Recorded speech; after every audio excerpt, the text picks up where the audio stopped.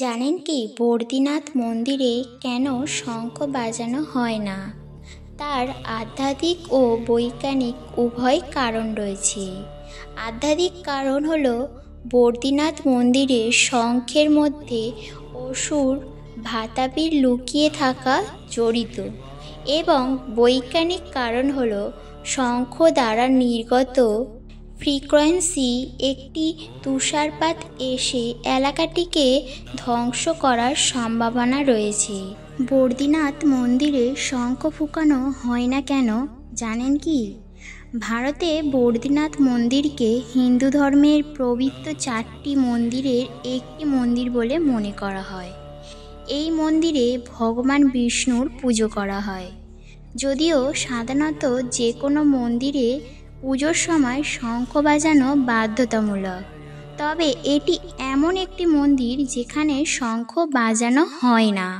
এর পিছনে রয়েছে একটি পৌরাণিক এবং অত্যন্ত রহস্যময় গল্প, যা সম্পর্কে আপনি সম্ভবত অবাক হবেন।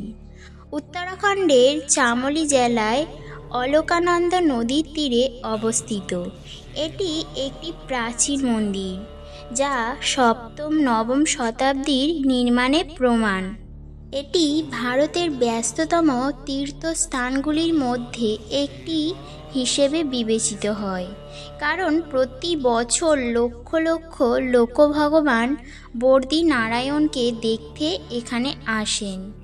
এই মন্দিরে শালিগ্রাম থেকে নির্মিত ভগবান বদ্রীনারায়ণের 3.3 ফুট লম্বা মূর্তি রয়েছে, যা 8ম শতাব্দীতে নিকটবর্তী নারদকুণ্ড থেকে ভগবান শিবের অবতার হিসেবে বিবেচিত আদি শঙ্কর দ্বারা প্রতিষ্ঠিত বলে মনে করা হয়। এটি বলা হয় যে এই মূর্তিটি নিজেই পৃথিবীতে আবির্ভূত হয়েছিল। এই মন্দিরে শঙ্খ না বাজানোর পিছনে কিছু কারণ রয়েছে। প্রথম কারণ, বদ্রীনাথ ধামে দেবী লক্ষ্মী তুলসী রূপে ধ্যানমগ্ন থাকেন। ধর্মপ্রাণ ব্যক্তিদের বিশ্বাস অনুযায়ী তিনি যখন ধ্যানমগ্ন ছিলেন, তখন ভগবান বিষ্ণু শঙ্খচূর্ণ নামে এক রাক্ষসের বধ করেছিলেন। হিন্দু ধর্ম অনুযায়ী কোনো শুভ কাজ করার সময় শাঁখ বাজানো হয়, কিন্তু ভগবান বিষ্ণু শঙ্খচূর্ণ বধের পর শঙ্খ বাজাননি। তুলসীরূপে ধ্যানমগ্ন দেবী লক্ষ্মীর একাগ্রতা নষ্ট করতে চাননি তিনি। সেই ঘটনা মাথায় রেখে আজও বদ্রীনাথের মন্দিরে শাঁখ বাজানো হয় না। দ্বিতীয় কারণ হলো হিমালয়ে রাক্ষসের আতঙ্ক ছিল। তাদের ভয়ে ঋষিমুনিরা মন্দিরে পুজো করতে যেতে পারত না। এমনকি আশ্রমের মধ্যেও ঋষিমুনিরা ধ্যানে বসতে পারত না। এই রাক্ষসরা তাদের গিলে খেয়ে ফেলতেন। রাক্ষসের তাণ্ডবে অতিষ্ঠ হয়ে ঋষি অগ্রস্ত ভগবতী মাতার দ্বারস্থ হন। ভগবতী কুষ্মাণ্ড দেবীরূপে প্রকট হন, নিজের ত্রিশূল দিয়ে রাক্ষসদের নিধন করেন। এই সময় অথাপি ও বতাপি নামে 2 রাক্ষস পালিয়ে যায়।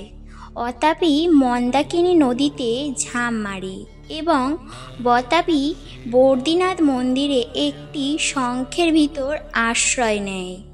মনে করা হয় শঙ্খ বাজানো হলো ওই রাক্ষস শঙ্খ থেকে বেরিয়ে আসবে, তাই শঙ্খ বাজানো হয় না বদ্রীনাথ মন্দিরে। তৃতীয় কারণ, আধ্যাত্মিক কারণ ছাড়াও বদ্রীনাথের মন্দিরে শঙ্খ না বাজানোর পিছনে রয়েছে একটি বৈজ্ঞানিক কারণও। তুষারপাতের সময় বদ্রীনাথ ধাম বরফে ঢাকা পড়ে যায়।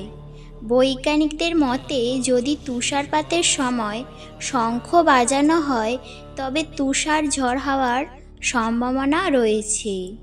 শঙ্খের প্রতিধ্বনিতে ধ্বংস নামতে পারে।